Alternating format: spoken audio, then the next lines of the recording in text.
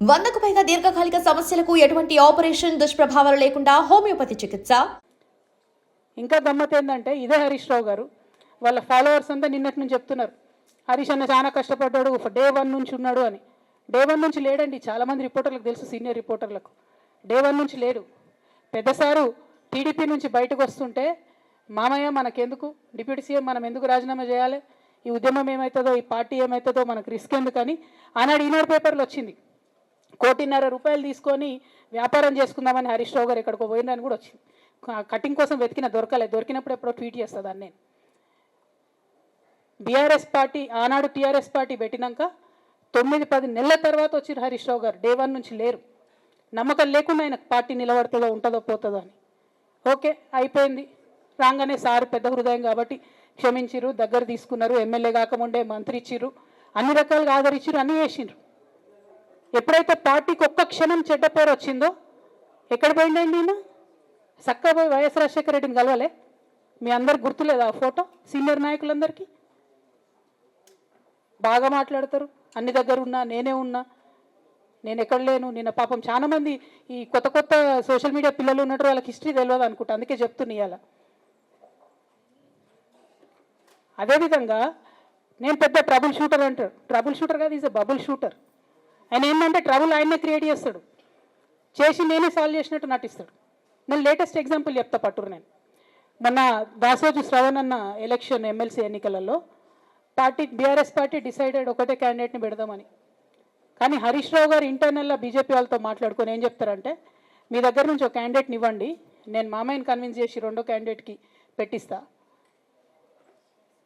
అంటే he wants to create a trouble. Already మన పార్టీలోకి వెళ్ళి 10 మంది ఎమ్మెల్యేలు వెళ్ళిపోయినాక, 38 మందిలో 10 మంది పోయినాక నువ్వు ఇంకో సెకండ్ క్యాండిడేట్ని పెడితే ఎంత కన్ఫ్యూజన్ అవుతుంది? ఎవరెవరు ఓట్లు వేస్తారు? అంటే హార్స్ ట్రేడింగ్కి ఈయన ట్రబుల్ షూటర్ గారు ట్రబుల్ని ఓపెన్ చేస్తారు అన్నట్టు.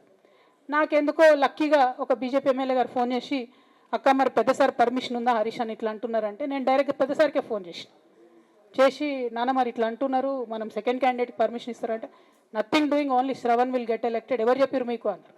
అంటే నేను ఆ విషయం వెంటనే అటువైపు కన్వే చేసిన, లేదండి మాకు అట్లాంటి ఆలోచన లేదు.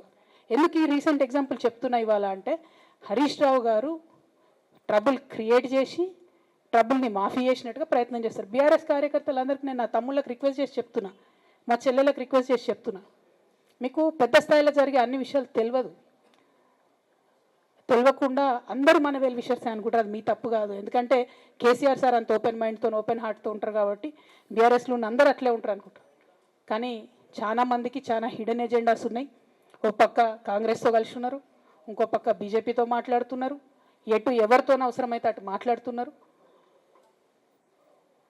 అదేవిధంగా 2018 ఎన్నికలలో హరీష్ రావు గారు 20-25 మంది ఎమ్మెల్యేలకు ఎన్నికలలో అడిషనల్ ఫండింగ్ ఇచ్చారు, పార్టీ ఇచ్చింది కాకుండా. ఏడికెళ్ళి వచ్చినాయి హరీష్ రావు గారికి అన్ని డబ్బులు? 100% కాళేశ్వరంలో జరిగిన అవినీతి నుంచి వచ్చిన డబ్బులే. ఆయన ఆలోచన ఏం చేసిందంటే, ఏమన్నా కొద్దిగా అటు ఇటు అవుతుందేమో రిజల్ట్, నా దగ్గర ఎమ్మెల్యేస్ ఉండాలని ఆలోచన చేసి. నీకు అసలు అట్లాంటి ఆలోచన ఎందుకు వచ్చింది? నేను కట్టప్పలంటోని కేసీఆర్ గారి దగ్గర ఉండేటోని అంటావు కదా, నీకేం అవసరం వచ్చింది ఎమ్మెల్యేస్కి సపరేట్గా ఫండింగ్ ఇవ్వడానికి? ఎవరికి తెలియదు అనుకుంటారా? ఇవి ఎవరు చెప్పారు అనుకుంటారా? ప్రతి ఒక్కరు చెప్తారు ఎమ్మెల్యేస్ ఓపెన్. నా పేరు కూడా తెలుసు, చెప్తే బాగుండదు, ఎమ్మెల్యేలు ఇబ్బంది పడతారు. నేను అనేది ఏంటంటే, 2009లో రామన్న సిరిసిల్ల ఎలక్షన్లో మా బంధువుకు సంబంధించిన వ్యక్తులతోని 60 లక్షల రూపాయలు పంపినారు హరీష్ రావు గారు రామన్నను ఓడగొట్టడానికి. నిన్నగాక మొన్న ఒక వీడియో మీరు కూడా చూసిరు, ఒంటేరు ప్రతాప్ రెడ్డి గారిది. మీ మామయ్యను ఓడగొట్టమని ఎంతంటే అంత డబ్బులు ఇస్తా అని చెప్పిర్రని. ఓ పక్క కేసీఆర్ గారిని ఓడగొట్టాలి, ఓ పక్క కేటీఆర్ గారిని ఓడగొట్టాలి. నిజామాబాద్లో నా ఎంపీ సెగ్మెంట్లో అందరు ఎమ్మెల్యేలను మేనేజ్ చేయాలి. అందరూ మన కేసీఆర్ కుటుంబాన్ని ఓడగొట్టాలి, విచ్ఛిన్నం చేయాలి. కానీ కేసీఆర్ గారి పేరుతో వచ్చేటటువంటి బెనిఫిట్స్ మాత్రం అన్నీ కావాలి. మరి ఇటువంటి వారిని నా రిక్వెస్ట్ కేసీఆర్ గారితో, కేటీఆర్ గారితో, వారిని మీ పక్కన పెట్టుకొని నిజం మాట్లాడే నన్ను బయటకు పంపితే మరి పార్టీ బాగుంటుందా? దయచేసి ఆలోచన చేసుకోండి. నేనేమంటున్నా రామన్న మిమ్మల్ని అంటే, నా మీద మీకు కోపం ఉండొచ్చు, నా మీద ఏముందో ఎవరేం చెప్పారో నాకు తెలియదు. నేను మాత్రం నా ప్రాణం పోయినా కేసీఆర్ గారికి హాని జరగాలని కానీ, కేటీఆర్ గారికి హాని జరగాలని కానీ కోరుకోను. అది నా నైజం కాదు. ఆడపిల్లలకు అట్లా ఉండదు. ఆడపిల్లలు ఇల్లు బాగుండాలనుకుంటారు. నా మనసుకి ఎంత గాయం అయితే, నాకు ఎన్ని అవమానాలు అయితే, నాకెంత ఇన్సల్ట్ అయితే, నా మీద ఎన్ని కుట్రలు జరిగితే నేను ఇట్లా మాట్లాడుతున్నది. ఇది నా బాధ, ఇది నా ఆవేదన. నాన్న చూస్తలేరేంది వీళ్ళని అన్నది ఆవేదన. చూసుకుంటా క్షమిస్తారేంది, ఇంకెన్నిసార్లు క్షమిస్తారు అన్నది నా బాధ. అంతే తప్ప నాకేం కోపం ఉంటుంది? ఎందుకు కోపం ఉంటుంది? నాకు ఎన్ని జన్మల పుణ్యం ఉంటే కేసీఆర్ లాంటి తండ్రి దొరుకుతాడు? కోట్లలో ఒకరికి ఉండేటటువంటి తండ్రి నాకు దొరికిండు. ఆయన లేకపోతే నేను ఎవరు ప్రపంచానికి తెలుస్తుందా? నాకెందుకు అవసరం ఉంటుంది? నాకేం కోపం ఉంటుంది కేసీఆర్ గారి మీద? నాకు బీఆర్ఎస్ పార్టీ మీద ఎందుకు కోపం ఉంటుంది? నాకు 27 సంవత్సరాలు ఉన్నప్పుడు నేను నా కొడుకుని, చిన్న పిల్లగాన్ని పసిగుడ్డుని ఎత్తుకొని ఇక్కడికి వస్తే ఆ రోజు నుంచి ఈ రోజు వరకు నేను రోడ్డు మీదనే ఉన్నా, ఉద్యమాలే చేస్తున్నా, పోరాటాలే చేస్తున్నా, తెలంగాణ ప్రజల కోసం పనిచేస్తున్నా. 2014 నుంచి అధికారంలో ఉన్నప్పుడు కూడా నా ఇంటి దర్వాజాలు ఎప్పుడు తెలిసే ఉన్నాయి. ఇక్కడున్న మీడియా మిత్రులందరికీ తెలుసు. అధికారంలో ఉన్నా లేకున్నా నేను గిట్లనే ఉన్నా. అధికారంలో ఉన్నప్పుడు నన్ను ఏమి సాగనీయకుండా నన్ను ప్రతిపక్ష ఎమ్మెల్యేని చూసినట్టు, ప్రతిపక్ష ఎంపీని చూసినట్టు చూసినా నేను ఇట్లనే ఉన్నా, ఓపెన్ మైండ్తోనే ఉన్నా. నేను కోరేది ఒకటే, కేసీఆర్ గారి ఆరోగ్యాన్ని కాపాడండి రామన్న, పార్టీని కాపాడండి, పార్టీలో ఉన్న కార్యకర్తల్ని కాపాడండి, అందరు బాగుండేలాగా ప్రజా సమస్యలు తీసుకోండి. నాకు అంతకుమించి కావాల్సింది ఏం లేదు. దానికి ఈయన హీరోలాగా ఎదుర్కొన్నాడు, ఈయన 6 అడుగుల బుల్లెట్టు అని పార్టీ అంతా ట్వీట్ చేస్తే, మరి 6 అడుగుల బుల్లెట్టు ఎవరికి గాయం చేస్తుంది? ఎండ్ ఆఫ్ ద డే ఇవాళ అయితే నన్ను గాయపరిచింది, రేపు రామన్నను గాయపరుస్తారో, కేసీఆర్ని గాయపరుస్తారో. జాగ్రత్తగా ఉండండి రామన్న, నేను చెప్పేది ఏం లేదు. జాగ్రత్తగా ఉండండి, కేర్ఫుల్గా ఉండండి. ఎట్ ద సేమ్ టైం ఈ హరీష్ రావు గారి కారణంగా గమ్మత్ ఏముంటుందంటే, ఒకసారి హంపీకి పోతారు వీళ్ళందరూ. మీ అందరికీ తెలుసు ఆ స్టోరీ. హంపీకి పోయి పాటలు పాడుకుంటారు, మొత్తము చాలా మంది కలిసి కేసీఆర్ గారిని చాలా అవమానకరంగా మాట్లాడతారు, ఒక పార్టీని వెన్నుపోటు కొడదామని డిజైన్ చేస్తారు. ఇదంతా వీరికి తెలుసు, హరీష్ రావు గారికి తెలుసు. నేను ఆ రోజు సాక్ష్యం ఉన్న హరీష్ అని వచ్చి లిటరల్లీ రామన్న చేతులు పట్టుకొని, అరే మామయ్యకి ఎప్పుడా సింక్ ఆర్ సేల్, నేను మామయ్యతోనే ఉంటా అని చెప్పి అక్కడ మాట్లాడుకున్న వాళ్ళందరినీ పెద్ద సార్ దగ్గర అవుట్ చేసిండి. ఆ తర్వాత పర్యవసానంలో ఈటెల రాజేంద్ర అన్న బయటికి వెళ్ళడం. ఈ మహానుభావుడు వల్ల జగ్గారెడ్డి దగ్గర నుంచి మొదలు పెడితే, చెరుకు శ్రీనివాసరెడ్డి ముత్యంరెడ్డి అన్న కొడుకు దగ్గర నుంచి మొదలు పెడితే, రఘునందన్ రావు గారు, మైనంపల్లి గారు, విజయశాంతి గారు, విజయరామారావు గారు, ఆయన పాత పెద్ద ఆయన ఉండే ఈటెల రాజేందర్ గారు, వీళ్ళందరూ పార్టీలోకి వెళ్ళి పోయినరు కదా. పోలేదా? ఇవన్నీ హరీషన్న చేసినాయి కదా. ఆనాడు దుబ్బాక ఉప ఎన్నిక ఎందుకు ఓడిపోయినాం? దుబ్బాక ప్రజలకు ఇప్పటికి కూడా గుర్తుంటుంది. వాళ్ళందరూ ఒకటే మాట చెప్తారు, ఈయన సిద్దిపేటకు తప్ప రూపాయి రానియాడు దుబ్బాకకు, ఈయన వచ్చి ప్రచారం చేసిండు కాబట్టి మేము ఓటేయాలని ఓపెన్గా చెప్తారు ఆనాడు ఎన్నికలలో. దానికి ఏం రాపించుకుంటాడు ఈయన పేపర్లలో? ఒంటరి పోరాటం చేసి ఓడిన హరీష్ రావు.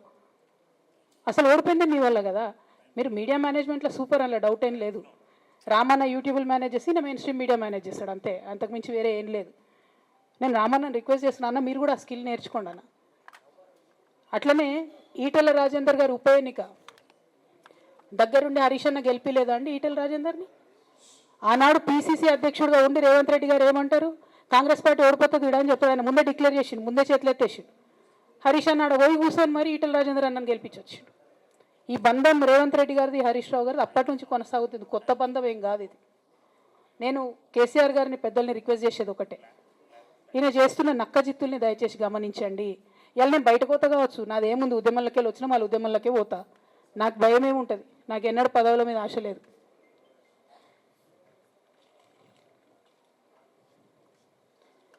పార్టీ నుంచి వచ్చిన ఎమ్మెల్సీకి స్పీకర్ ఫార్మాట్లో చైర్మన్ గారికి నేను పంపుతా ఉన్నాను రాజీనామా పత్రాన్ని. అట్లానే బీఆర్ఎస్ పార్టీ ప్రాథమిక సభ్యత్వానికి కూడా గౌరవ పెద్దలు కేసీఆర్ గారికి రాజీనామాను పంపుతా ఉన్నాను. దీన్ని మన రావుల చంద్రశేఖర్ రెడ్డి గారికి తెలంగాణ భవన్కి వారికి నేను పంపుతా ఉన్నాను. ఎందుకు ఇవి ఇప్పుడే చూపించిన అంటే, పదవుల మీద నాకు ఎప్పుడు ఆశ లేదు. మేము ఉద్యమంలోకి వచ్చింది ఎందుకంటే, మా నాన్న ఒక్కరు ఇంత ఒంటరి పోరాటం చేస్తున్నారు, ఎంత వీలైతే అంత ఆయనకు మద్దతు ఇవ్వాలని వచ్చినాం. ఆనాడు మేము ఉద్యమంలోకి వచ్చినప్పుడు పార్టీ అధికారంలోకి వచ్చే ఆస్కారమే లేకుండే, తెలంగాణ వస్తుందో రాదో అనే అనుమానాలు అంతటా ఉండే. మేము ఉద్యమంలో, కొట్లాటలో, లాఠీ దెబ్బలు తినడం కోసం, జైల్లోకి పోవడం కోసం ఆనాడు వచ్చినాం ఉద్యమంలోకి. అధికారంలోకి వస్తామనుకొని రాలే. రామన్నైనా నేనైనా కేవలం నాన్న కోసమే వచ్చినాం ఉద్యమంలోకి. అందుకే మా కుటుంబం మీద కుట్ర. ఈ కుట్రను గమనించమనే నేను మా కుటుంబాన్ని కోరుతా ఉన్నా. ఇక పెద్ద సార్కు నీడలాగా సంతోష్ రావు గారు ఉంటారు. ఇక సంతోష్ రావు గారి గురించి 2 నిమిషాలు చెప్తా, అంత పెద్ద సీనున్న మనిషి కాదు కానీ చెప్పాలి. ఎందుకంటే కూరల ఉప్పు ఎట్లుంటుంది ఈయన అట్లా అన్నట్టు, ప్రతి దాంట్లో చెడగొట్టడానికి కొంచెం ఉండాలి కదా అట్లాంటి వాడు. కాబట్టి చెప్పక తప్పదు ఈయన గురించి. చెప్పులో రాయి చెవులో జోరిగా అంటాం కదా, అట్లాంటి టైపు. కాబట్టి ఖచ్చితంగా చెప్పాలి. అయితే విషయం ఏంటంటే ఈయన ధనదాహం ఎట్లాంటిదంటే సంతోష్ రావు గారిది, రామన్న కాన్స్టిట్యున్సీ, కేటీఆర్ అన్న కాన్స్టిట్యున్సీ నేరెళ్లలో ఇసుకలారి గుద్ది ఒక దళిత బిడ్డ చనిపోతాడు. సరే, దాని మీద పాపం అక్కడ ఆ రోజు అందరు యాజిటేషన్ చేస్తే ఈయన సంతాన అడ్వాంటేజ్ ఏంది, ఈడ కూర్చుంటాడు కదా సార్ దగ్గర, సీఎంఓలకి వెళ్ళి ఫోన్ చేసి అక్కడున్న పోలీసు వాళ్ళందరినీ ఒత్తిడి పెట్టి 7 దళిత బిడ్డల్ని కొట్టినరండి. 3-4 సార్లు 3rd డిగ్రీ వేస్తే ఇలా 7 కుటుంబాలు కూడా వాళ్ళు ఎందుకు కూడా ఏ పని చేసుకోలేనటువంటి పరిస్థితులలో ఆ దళిత బిడ్డలు ఉన్నారు. అది మొత్తం రాజకీయంగా బ్లేమ్ అంతా రామన్న మీదకి వచ్చింది. ధనదాహమేమో సంతన్నది, నేరం చేసిందేమో సంతన్న, వీడికెళ్ళి ఫోన్లు చేసి ఒత్తిడి చేసి కొట్టిపించిందేమో సంతన్న, చెడ్డ పేరేమో రామన్నకు వస్తుంది.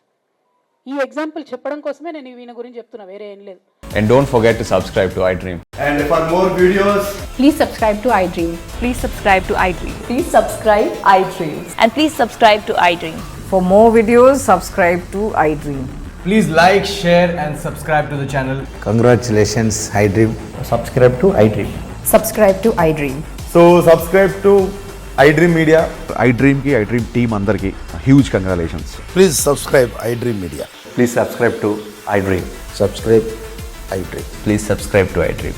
iDream అంటే నా కళల ఛానల్ సబ్స్క్రైబ్ చేసుకున్న నోరు తిరుగుతలేదు, మీరైతే గంట గుర్తు కొట్టండి. For more such videos, please subscribe to iDream.